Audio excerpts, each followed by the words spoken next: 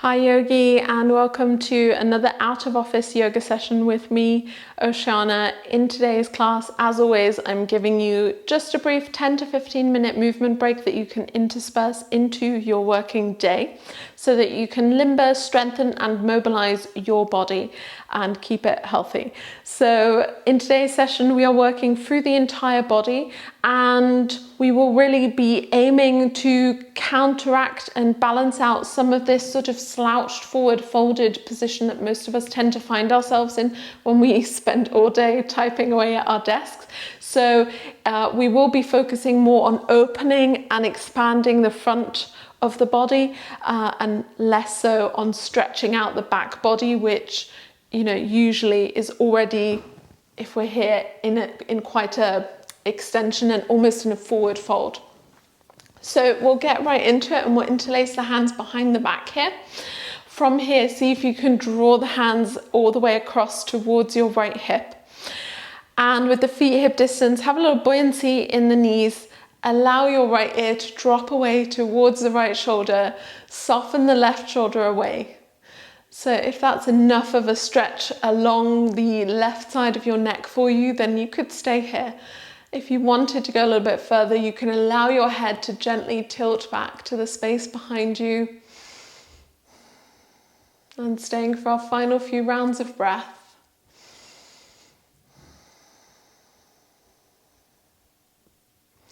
And when you're ready, bring the head back into the center line. Bring your hands all the way behind you. As you inhale, lift the chest, roll the shoulders back. Chest rolls all the way up towards your chin. If you wanted to, you could go for just a slight back bend here. And as you exhale, soften the knees so that you can fold all the way forward, hinging from your hips. The arms eventually might reach towards the ceiling or all the way overhead. And you can soften the crown of your head towards the ground. Briefly giving yourself a little nod of the head, yes, to release tension around the neck. And when you're ready, gently soften the elbows to release the arms all the way onto your shins. And as you inhale, very, very slowly round through the spine to come up to standing. Stack one vertebra on top of the next. Let your shoulders and head be the final things to lift. And from here, we'll take that all the way to the second side. So again, we'll interlace the hands behind the back, but we'll go one pinky finger over for the unusual interlace and see if we can draw the hands towards the left hip, feet hip distance again with that soft buoyancy to the knees. And from here, allowing the left ear to drop towards the left shoulder, letting the right shoulder relax down. And if we wanted the stretch to deepen, we can tilt the head just very gently to the space behind us. And we stay for a few rounds of breath, allowing the body and the head to soften. And when you're ready, bring the head back into center first, then reach the arms behind you, roll the shoulders back, lift the chest up towards your chin. Soft knees as you exhale to hinge forward from the hips. Allow the arms to reach towards the ceiling or all the way overhead. If you're checking in with the neck here, have a little shake of the head, no. So just a side to side shake of the head. And for the last few moments, find a little bit of stillness. Let the arms release forward. When you're ready, soft elbows. You take the hands all the way to the shins, round through the spine, stack the vertebra, one on top of the other as you come all the way up to standing. Head and shoulders are the final thing to lift here. And we'll take this into a little bit of a standing side bend rather. So bend your knees quite deeply so that you can step the outer edge of your left foot behind and across from you towards the right side. Reach your left arm all the way up and overhead. See if you can catch your wrist with your right hand. And then with the palm facing up towards the ceiling, see if you can draw the hand across to the right side a little bit more, deepening that sensation, that stretch along the entire left side of the body, all the way into the foot, through the outer edge of the leg, the outer edge of your hip, the rib cage, the waist lengthening.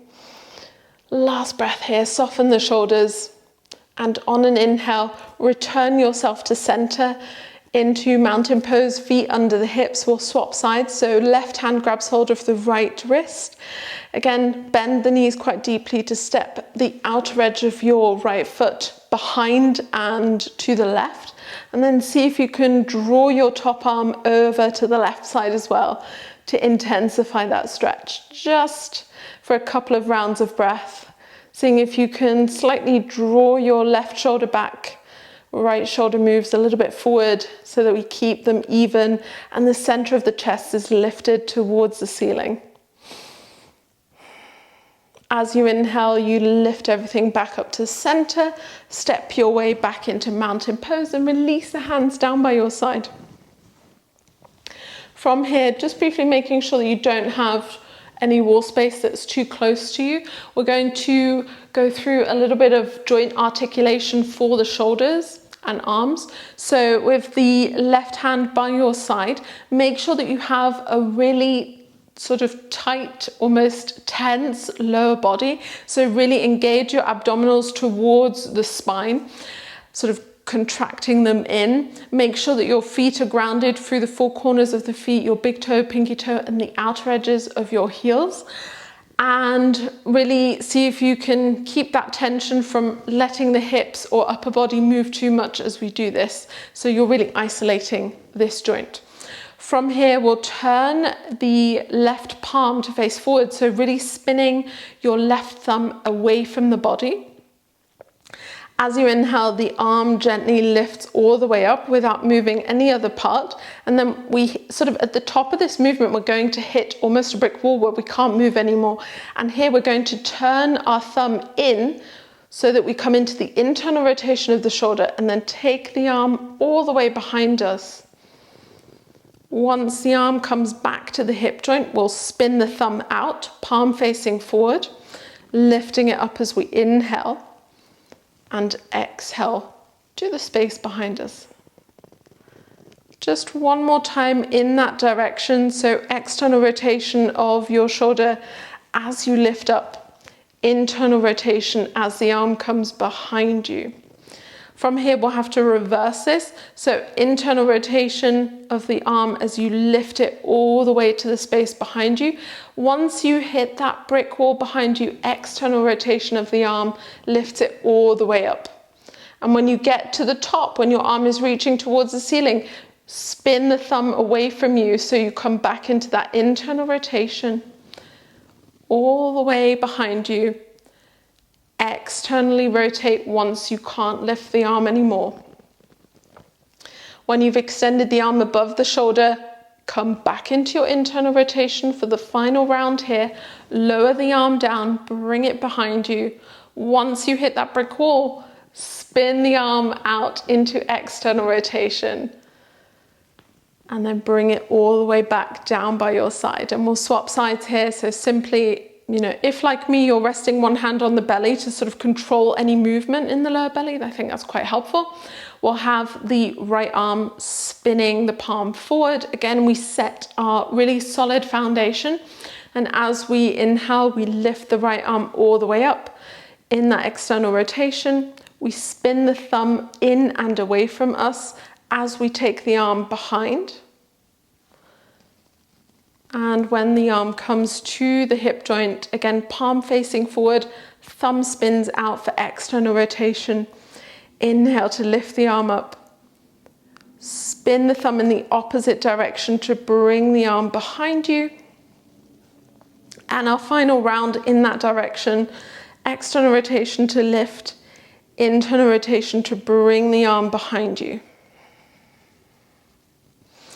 And from here, we'll do that in the opposite direction. So we'll internally rotate the arm to bring the hand behind us.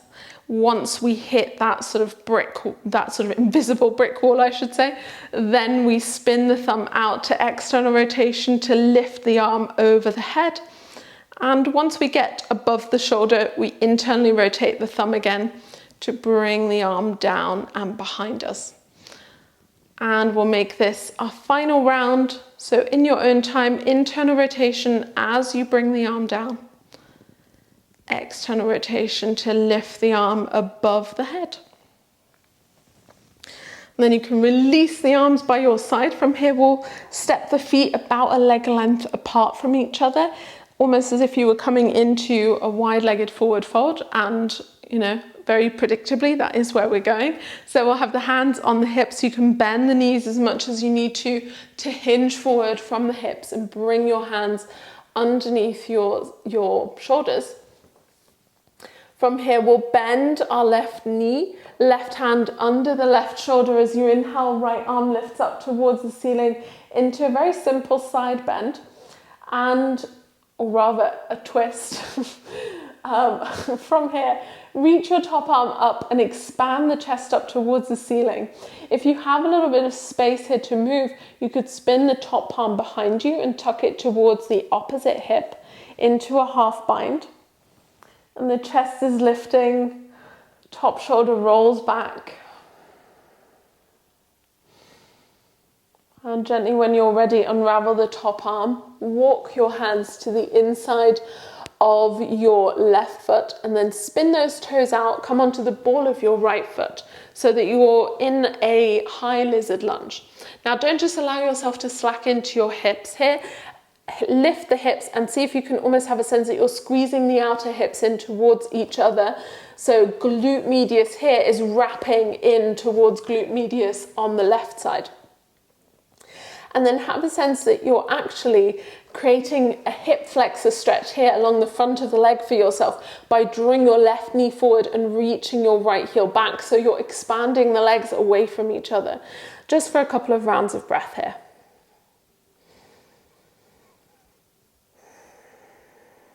And when you're ready from here, turn your toes towards the right side so that you can send your sitting bones down and back and come up into a high skandasana, side lunge, and then take it all the way into the center. Bring the hands under the shoulders again.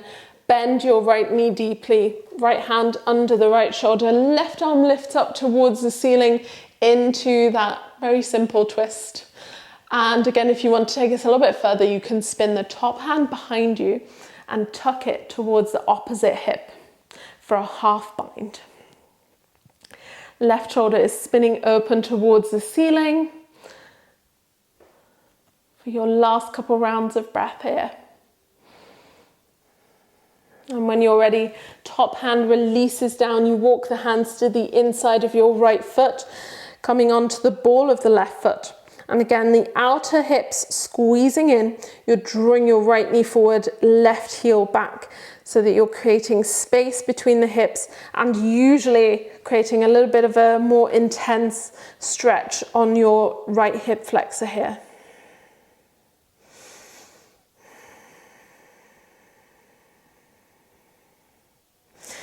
When you're ready, again, all 10 toes turn towards the left. We're going to draw the sitting bones down and back, hands to the heart center so that we can walk all the way into the middle of that wide-legged forward fold. And from here, now if you're very bendy, you're going to need to shimmy the feet a little bit closer so that you're not all the way with your forearms on the ground. Otherwise, you might be totally fine. You can also, of course, grab hold of your forearms each side with the hands and keep a nice deep bend on the knees, especially if your spine is sort of immediately rounding. Bending the knees can allow you to release the spine and keep it nice and long. Once you've established all of that, we'll see if we can find a little bit of freedom of movement in the spine. So see if you can sway the spine side to side. Maybe you can get a little bit more funky with the movement, so have a little free play here. And really the idea is that because you've sat all day, there's sort of the weight of gravity pulling your spine down and causing compression. And here you're seeing if you can really free the spine to move in directions that it otherwise might not be able to move in. And my students often laugh at me, but I do like to say that, it's nice to sort of channel almost a piece of seaweed that's floating about in the waves as they lap at the beach. But you know, if that's too airy-fairy of a yoga metaphor for you, you don't have to use that metaphor. Just see if you can really find a little bit of freedom in the spine and some maybe unusual ways of moving the spine so that you really free up the fascia, the connective tissue around the spine. And from here, when you're done, bring the hands underneath the shoulders, heel toe the feet together to about hip distance, slightly wider is acceptable too. The toes can turn out by about 5 to 10 degrees. And from here, we'll bend the knees to bring the sitting bones down into Malasana Yogi Squat. And of course, if your heels are lifted here, that's quite normal and it's not too much of a worry. But if you wanted to, and you've got some yoga bricks nearby, you can stack them under your heels. You could use some books or blankets. From here, bring your elbows towards the inner thighs, hands together at the heart center. You can always keep the hands on the floor if that's helpful for balance. And we'll be doing 10 calf raises here. So coming really high onto the balls of our feet. Of course, you do want to not just press your elbows into the inner thighs, but you actively want to press your knees out to engage your glutes, which will stabilize your hips and your knee joint here. So the elbows are kind of just there to remind me. From here, I'm going to shift my weight forward and lift onto my tiptoes, and I will be doing that for another 9, 8, 7, 6, 5, 4, 3, 2, and 1. From here, when you're done, plant the hands to the floor, reach your hips all the way up, and one final time, round through the spine to come back up to standing. We'll meet there. And of course, that is the end of our little session here. I hope you enjoyed it. And if you did, give this video a thumbs up, subscribe to the channel, send it to your friends and spread the good word. Of course, if you have questions, suggestions, anything else, comment down below and let me know. If you're trying to find me anywhere else online, all of that information is in the video description. And otherwise, I hope to see you back on the mat very soon. Very soon, Yogi. Enjoy the rest of your week.